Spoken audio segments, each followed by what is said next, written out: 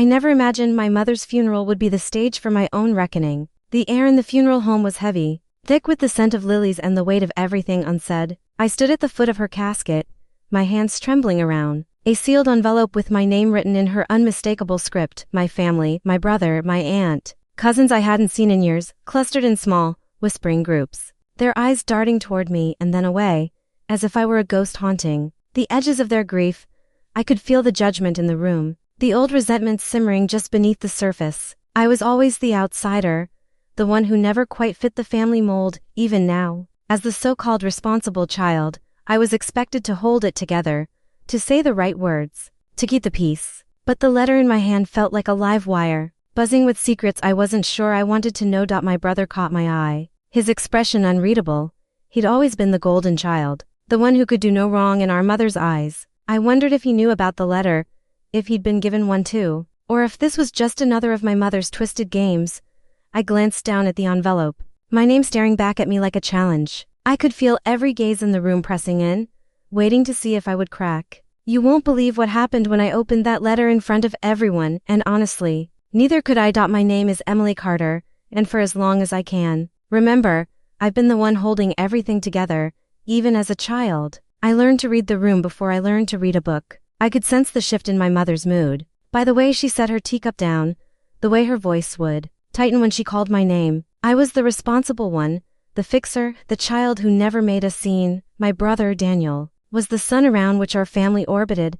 He was golden, effortless, the source of my mother's rare, genuine laughter. I was the shadow, always present but never quite seen. Holidays were the worst. Christmas mornings, I'd wake up early to help set the table, careful not to make too much noise. I'd watch as my mother fussed over Daniel's gifts, her eyes shining with pride as he tore through wrapping paper, his name echoing in her praise. My own presents were practical: socks, a new planner, a book on organization. "You're so mature for your age, Emily," she'd say, as if it were a compliment. I learned to smile and thank her, even as something inside me wilted a little more each year. There were small betrayals too, the kind that don't leave bruises but linger all the same. The time I won first place in the school spelling bee and she forgot to show up, sending Daniel in her place because he needed the practice being responsible. The way she'd brush off my tears with a sigh, telling me not to be so sensitive, that I should be more like my brother, confident, easygoing, unbothered. I became an expert at swallowing disappointment,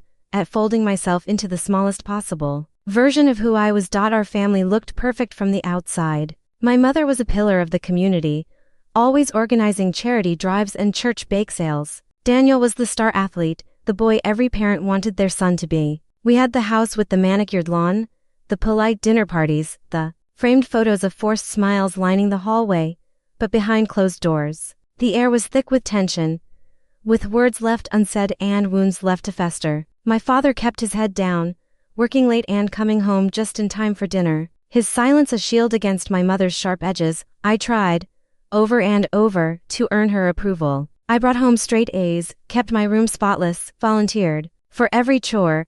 I became the child who never needed anything, who never asked for more. But no matter how hard I tried, it was never enough. Daniel could do no wrong, even when he did. When he crashed the car, it was just a mistake. Boys will be boys. When I forgot to unload the dishwasher, it was a lecture about responsibility and gratitude. I remember one Thanksgiving, the year I turned 16. I spent hours in the kitchen, helping my mother prepare the meal, peeling potatoes until my hands ached. When the family gathered around the table, my mother raised her glass and toasted Daniel for getting into his first choice college. She didn't mention me at all. I sat there, invisible, the taste of turkey and bitterness heavy on my tongue. Looking back, I realize I spent my childhood trying to be indispensable, hoping that if I was useful enough, careful enough, I might finally be loved, the way Daniel was. But love in our house was conditional, doled out in rations, and I was always left hungry. The world saw us as a model family, but I knew the truth. We were a house of cards, and I was the only one who saw the cracks. The low hum of whispered condolences faded as the minister finished his eulogy, and all eyes turned to me. I could feel the weight of expectation pressing down, the silent command to perform, to be the dutiful daughter one last time. My aunt leaned in, her hand cool and insistent on my arm. "Emily, would you like to say a few words?" she asked, her voice gentle but firm, leaving no room for refusal. I looked around the room at Daniel, stoic and unreadable, at my cousins, shifting uncomfortably in their seats, at my father, who stared at the floor as if he could will himself somewhere else. I swallowed, my throat tight. I was supposed to offer memories, platitudes, a neat summary of a life that had never been neat for me, but the letter in my hand pulsed with a different kind of energy, a secret heartbeat I couldn't ignore. I took a shaky breath and stepped forward, the envelope trembling between my fingers. Before I say anything, I began, my voice louder than I intended. I need to share something my mother left for me. The room stilled, curiosity flickering across some faces, suspicion tightening others. Daniel's jaw clenched and my aunt's eyes narrowed, as if she already sensed the ground shifting beneath us. I held up the letter, the paper thick and expensive, my name written in my mother's elegant, looping script. She left this for me, I said, my voice steadier now. I haven't read it yet, but I think it's meant for all of us. I could feel the tension ratchet up, the air growing heavier with every word. My heart pounded in my chest, but I pressed on, sliding my finger under the seal and breaking it open. The sound was impossibly loud in the silence. I unfolded the letter, the paper crackling, and began to read. My dearest Emily, it started, the words formal, almost cold. If you are reading this, then I am gone, and there are things I must finally say, things I should have said long ago. A ripple of unease moved through the room. I glanced up, catching Daniel's eyes, wide, uncertain, a flicker of fear behind his practiced calm. My aunt shifted in her seat, her lips pressed into a thin line. I continued, my voice growing stronger with each word. I know I have not always been fair to you. I know there are truths I have hidden, choices I have made that hurt you, and for that, I am sorry. The apology hung in the air, strange and unfamiliar. My mother had never apologized to me in life. Not once. The words felt both foreign and electric, a warning and a promise. I could sense the room bracing itself, everyone waiting to see what would come next. I looked down at the letter, my hand steady now, and realized that whatever secrets my mother had kept, they were about to come spilling out. Whether my family was ready or not, my dearest Emily, I read again, the words echoing in the silent room. I know you have always felt like the outsider, and I know that is because of me. I want to tell you the truth, even if it is too late for forgiveness. My hands trembled, but I forced myself to keep going. The letter's next lines were sharp, almost clinical in their honesty. I favored Daniel. I told myself it was because he needed me more, that you were strong enough to manage on your own. But the truth is, I was afraid of your strength. I saw myself in you, and I resented it. I wanted to shape you into someone easier to love, someone less threatening. A gasp rippled through the room. Daniel shifted in his seat, his face flushing red. My aunt's hand flew to her mouth. I could feel the old ache in my chest, the familiar sting of being compared. But now it was mingled with something new. Vindication. I pressed on, my voice unsteady but growing louder. I lied to you both. I told Daniel that you didn't want to spend time with him, that you thought you were better than him. I told you that Daniel was too busy for you, that he didn't care. I wanted to keep you apart, to keep you both close to me and to keep control. Daniel's eyes snapped to mine, confusion and hurt warring on his face. That's not true, he said, his voice cracking. I never said. I shook my head, tears stinging my eyes. I know now. I looked back at the letter, the words blurring for a moment before coming into focus again. There are things about the family's finances you deserve to know. I read, my voice faltering. I told everyone that your father's business was failing, that we had to cut back. But the truth is, I moved money into a separate account, money meant for you and Daniel. I did it to protect myself, to make sure I always had a way out if I needed it. I'm sorry for the lies, for the fear I created. A stunned silence fell over the room. My father's head jerked up, his face pale. My aunt looked at me as if seeing me for the first time. Daniel's fists clenched in his lap, his knuckles white. I know you always wondered why I never came to your school events, why I never celebrated your achievements. I continued, my voice barely above a whisper. I told myself I was teaching you independence, but really, I was punishing you for not being the daughter I wanted. I see now how cruel that was. The words cut through me, reopening wounds I thought I'd buried. I remembered every missed recital, every forgotten birthday, every time I'd watched Daniel bask in her approval while I stood on the sidelines. I could feel the room shifting, the old family script unraveling in real time. My aunt finally spoke, her voice trembling. Why would she do this? Why would she write this now? I shook my head, unable to answer. The letter felt like both a confession and a weapon, a final attempt to control the narrative even from beyond the grave. I looked at Daniel, searching his face for understanding, for some sign that he felt the same pain I did. He stared back at me, his eyes wet with tears. I didn't know, I swear. I didn't know. I believed him for the first time. I saw him not as the golden child, but as another victim of our mother's games. The realization was both comforting and devastating. The room erupted in whispers, accusations flying between relatives. Some insisted my mother must have been confused, that she would never do such things. Others sat in stunned silence, unable to process the truth. My father looked at me, his eyes hollow. Why didn't she tell me? He whispered, more to himself than to anyone else. I folded the letter in my lap, my hands shaking. The truth was out now, raw and ugly, and there was no way to put it back. I felt exposed, but also strangely free. For the first time, I wasn't carrying the weight of my mother's secrets alone. The wounds were open, yes, but maybe now they could finally begin to heal. I stared down at the next paragraph, my breath catching as the words leapt off the page. There is one last thing I must confess. Emily, when your grandmother passed, she left you a trust, money meant for your education, your future. I told you it was lost in legal fees, but that was a lie. I redirected it to Daniel's college fund. I justified it by telling myself he needed it more, that you would find your own way. I see now how wrong I was. A cold wave washed over me. I remembered the day I'd asked about the trust, how my mother's face had hardened. Her voice clipped as she told me there was nothing left. I'd believed her, swallowed the disappointment, and worked 2 jobs to pay for school. All the while, Daniel's tuition had been covered, his path smoothed by money that was never meant for him. The room erupted. Daniel's face drained of color. Mom told me it was from Dad's savings. He stammered, looking at me with something like horror. I didn't know, I swear to God, I didn't know. My aunt, who had always hovered at the edge of family drama, suddenly stood up. Her voice, usually soft, rang out clear and strong. I remember your grandmother's will. She was adamant that Emily get that trust. I asked your mother about it, and she told me not to meddle. I should have pushed harder. I'm so sorry, Emily. The words hit me like a jolt. For years, I'd carried the shame of not being enough, of somehow deserving less. Now, the truth was out in the open, undeniable. I looked around the room, at the faces of people who had always seen me as the strong one, the one who didn't need help. I realized I'd been cast as the scapegoat, the one who could bear the family's burdens in silence. But not anymore. I stood a little taller, my voice steady as I addressed the room. I worked for everything I have because I thought I had to. I thought I was being punished for not being good enough, for not being Daniel. But it was never about me. It was about her, her fears, her need to control, her inability to love me the way I deserved. Daniel's eyes filled with tears. I'm sorry, I wish I'd known. I wish I'd seen it. I nodded, feeling a strange sense of peace settle over me. We can't change what she did, but we can stop pretending. We can stop letting her lies define us. My aunt crossed the room and took my hand, her grip warm and steady. You deserved better, Emily. You always did. For the first time, I felt the power shift. I was no longer the silent, overlooked child. I was the one holding the truth,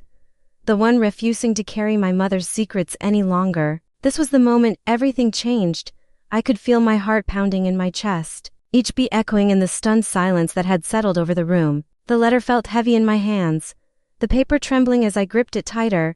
I looked up, meeting the eyes of every person who had ever watched me fade into the background. And I knew I couldn't stop now. The truth was out, but it needed to be heard. Every last word. I cleared my throat, my voice cutting through the tension like a blade. There's more, I said, my gaze sweeping over the faces of my family. You all deserve to hear it. We all do. I read the next lines, my voice steady despite the tremor in my hands. Emily, I know you will never forgive me for what I did with the trust. I know you will never understand why I blamed you for things that were never your fault. When Daniel crashed the car, I told your father it was you who left the keys out. When the family heirloom went missing, I let everyone believe it was your carelessness, not Daniel's mistake. I did it because it was easier to make you the problem than to face my own failures as a mother. A collective gasp rippled through the room. My father's face went ashen, his mouth opening and closing as if searching for words. Daniel's head dropped into his hands, his shoulders shaking. My aunt's eyes filled with tears, her lips pressed into a thin, trembling line. I pressed on, my voice growing stronger with every word. She let me take the blame for things I never did. She let me carry the weight of her disappointment, her anger, her shame, and I did it because I thought if I was good enough, quiet enough, maybe one day she'd see me, maybe one day she'd Love me the way she loved Daniel. The room erupted. My father stood abruptly, his chair scraping against the polished floor. Is this true? He demanded, his voice raw. Did you really do all this, Margaret? His voice cracked on my mother's name, as if he still couldn't believe she was gone, or that she'd left behind such devastation. Daniel looked up, his eyes red and swollen. I'm sorry. I never knew. I never wanted you to take the blame for me. I thought. He broke off, his voice choked with guilt. I shook my head, tears streaming down my face. It wasn't your fault, Daniel. She made us both believe things that weren't true. She kept us apart, made us compete for scraps of her affection. But I'm done carrying her secrets. I'm done letting her lies define who I am. My aunt stepped forward, her voice trembling but resolute.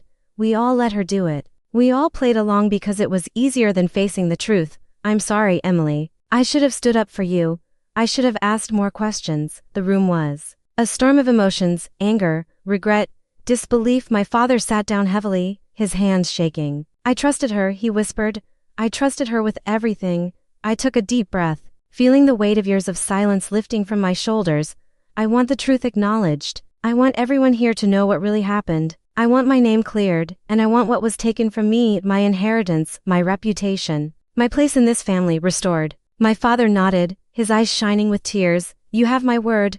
Emily, we'll make it right. I'll talk to the lawyer. We'll fix this. Daniel stood, crossing the room to stand beside me. I'll help. Whatever you need, I'll do it. I'm sorry for everything.